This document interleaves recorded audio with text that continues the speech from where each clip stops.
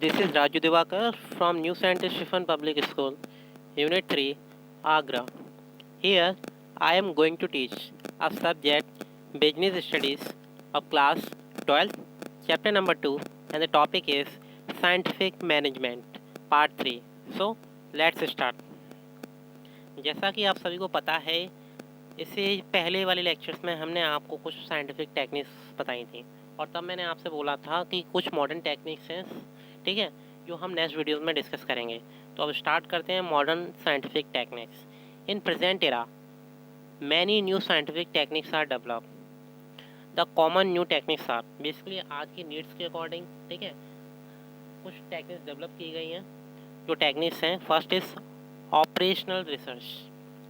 Basically एक name है research. Research basically क्या है? It is a systematic and scientific study for the solution of the problem. Operational research क्या है? It was developed during second world war to optimize the deployment of war.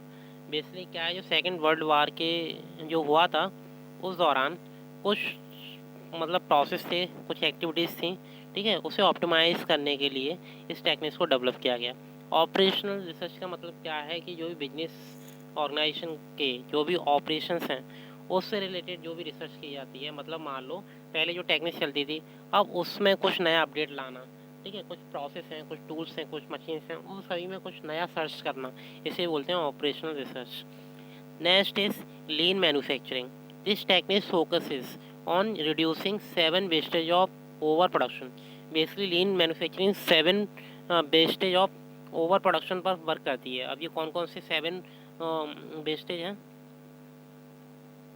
The first is wasting time, then transportation, processing, motion, inventory, scrap and any manufacturing process. मतलब इन सभी में किसी भी तरीके से जो वेस्टेज हो रही है, ठीक है, उन सभी की बात करते हैं लीन मैन्युफैक्चरिंग में। Now the next technique is kaizen. It is a Japanese word which means change for better. मतलब कुछ नया लाने के लिए, कुछ चेंज करने के लिए, ठीक है, और कुछ बेटरमेंट करने के लिए इस टेक्निक्स को यूज़ किया जाता है। It is a daily activity which eliminates hard and difficult task by experimenting scientific method. मतलब कुछ साइंटिफिक मेथड्स को एक्सपेरिमेंट करने के दौरान, ठीक है, क्या किया जाता है, जो भी डिफ़िकल्ट टास्क है उन्हें एलिमिनेट किया जाता है, जिससे जो भी वर्क है वो ईजिली परफॉर्म हो सकता है। तो ये काइजन टेक्निक हेल्प करती है इस एक्टिविटीज़ में।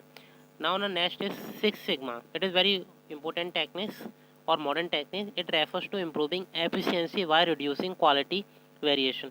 मतलब एफिशिएंसी से रिलेटेड है ये टेक्निक्स, और जो भी एफिशिएंसी है उसे इम्प्रूव करने पर एम्फेसाइज करते हैं, ठीक है, और कहीं ना कहीं जो क्वालिटी में वेरिएशन आ रहे हैं, क्वालिटी में किसी भी तरीके की जो भी प्रॉब्लम आ रही है, उन सभी को जो एलिमिनेट करते हैं। Now the next technique is just in time manufacturing, जिसे बोलते हैं शॉर्ट में JIT techniques. It is an inventory management strategy to improve return and reduce cost. मतलब ये क्या है कि ये ज़्यादा से ज़्यादा जो भी रिटर्न है, प्रोडक्शन है, प्रॉफिट है या आउटपुट है, उन सभी पर एम्फेसाइज करती है, उसी पर फोकस करती है और उसी को मैक्सिमाइज करती है। और जो कॉस्ट है उसे कहीं ना कहीं क्या करती है, रिड्यूस करती है। जस्ट इन टाइम का मतलब ये है कि जस्ट एग्जांपल, किसी भी कस्टमर ने कोई ऑर्डर प्लेस किया है तो उस ऑर्डर की तुरंत डिलीवरी कर देना, मतलब जस्ट इन टाइम, उस टाइम के दौरान उसकी डिलीवरी कर देना, ठीक है, जिससे किसी भी तरीके की प्रॉब्लम क्रिएट ना हो और जो कस्टमर है वो सेटिस्फाई रहे। अब बात करते हैं difference between time study and motion study. I have already discuss you you about time study and motion study. Time study और मोशन स्टडी के बारे में मैंने आपको डिटेल में पढ़ा दिया है ऑलरेडी, ठीक है। अब इन दोनों के बीच में डिफरेंस देखते हैं। On the basis of meaning, time study is conducted to find out the standard time for performing a task. मतलब किसी भी टास्क को परफॉर्म करने के लिए एक स्टैंडर्ड टाइम सेट करना, ये टाइम स्टडी बताता है। Motion study is conducted to find out the total movement of worker while they are performing the task. मतलब जब वो अपना टास्क परफॉर्म कर रहे हैं तो जो टोटल नंबर ऑफ वर्कर्स हैं उनका मूवमेंट क्या है उसके बारे में बताता है motion study. On the basis of purpose, the purpose of time study to find out the standard time to fix a fair day's work for the worker.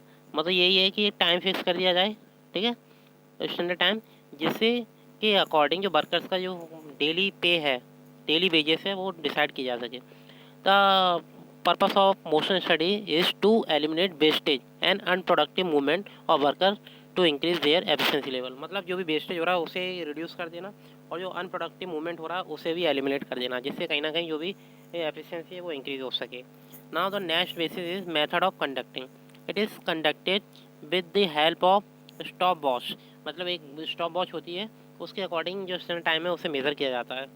Now in motion study it is conducted with the help of movie camera which keep eyes on worker movement. मतलब एक camera use किया जाता है, ठीक है, जिससे क्या किया जाता है, जो वर्कर्स के एक मूवमेंट को ऑब्जर्व किया जाता है इस टेक्निक्स के द्वारा। अब बात करते हैं comparison between Taylor's and Fayol's. Basically Taylor's ने अपने मेथड्स दिए हैं, फ्यूल ने अपने मेथड्स दिए हैं, फ्यूल ने कुछ टेक्निक्स भी दी हुई हैं, तो इन दोनों के बीच में डिफ्रेंशिएट करते हैं। The first difference on the basis of concern. Taylor's techniques and principles are concern with workers efficiency. मतलब जो टेलर्स हैं उनके जो प्रिंसिपल्स हैं और टेक्निक्स हैं वो दोनों एम्फेसाइज करती हैं वर्कर की जो एफिशिएंसी है उस पर। Fayol's principles are concern with management efficiency, ठीक है, और जो फ्यूल है वो एम्फेसाइज करते हैं मैनेजमेंट की एफिशिएंसी पर और जो टेलर एम्फेसाइज करते हैं वर्कर की एफिशिएंसी पर। तो आपको क्लियर हो गया होगा, टेलर एम्फेसाइज कर रहे हैं वर्कर की एफिशिएंसी पर और वर्कर की जो एफिशिएंसी है उसमें किस तरह से इंप्रूवमेंट लाना है उसमें, और फ्यूल एम्फेसाइज करते हैं मैनेजमेंट को कैसे हेल्प प्रोवाइड करनी है with the help of various methods. Now on the basis of level और perspective, Taylor started his study and approach from lowest level in the organisation. मतलब जो टेलर्स है वो अपनी स्टडी कहाँ करते हैं, लोएस्ट लेवल पर वर्क करते हैं, जहाँ पर मैक्सिमम वर्कर्स वर्क करते हैं, वहाँ अपनी स्टडी को कंडक्ट करते हैं। Fuels study his started his study and approach at the highest level in the organisation. आपको पता है जो मैनेजमेंट है वो टॉप लेवल में वर्क करता है और जो वर्कर्स हैं वो बॉटम लेवल पे वर्क करते हैं।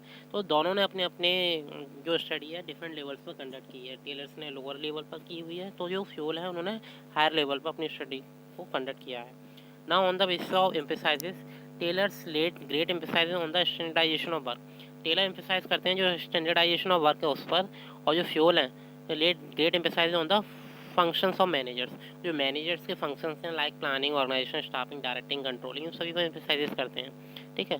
Now on the basis of focuses, Taylor's laid focus on eliminating wastage movement and saving energy of worker. मतलब जो भी वेस्टेज हो रही है, मूवमेंट हो रहे हैं वर्कर्स के डिफरेंट, ठीक है, उन और कहीं ना कहीं जो वर्कर्स की एनर्जी उसे सेव करने पर एम्फेसाइज करते हैं। It focuses on increasing in productivity. और बेसिकली जो टेलर्स का एम्फेसाइज है कहीं ना कहीं जो प्रोडक्टिविटी है वो इंक्रीज हो जाए।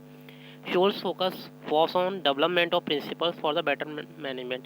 मतलब फ्यूल एम्फेसाइज करते हैं कि मतलब ऐसे प्रिंसिपल डेवलप किए जाएं जिसके हेल्प से मैनेजमेंट बेटर परफॉर्म कर सके। It focus on improving overall achievement और अचीव स्टेशन। और बेसिकली जो ओवरऑल एस्पेक्ट पर फ्यूल्स वर्क करते हैं जो कि मैनेजमेंट से रिलेटेड है, ठीक है। Now the next basis is major contribution. Taylor's main contribution was development of scientific techniques and scientific principle. Taylor's ने क्या किया, कुछ साइंटिफिक प्रिंसिपल्स दिए हैं, कुछ साइंटिफिक टेक्निक्स दिए हैं। Fuels main contribution was development of 14 principles of general management.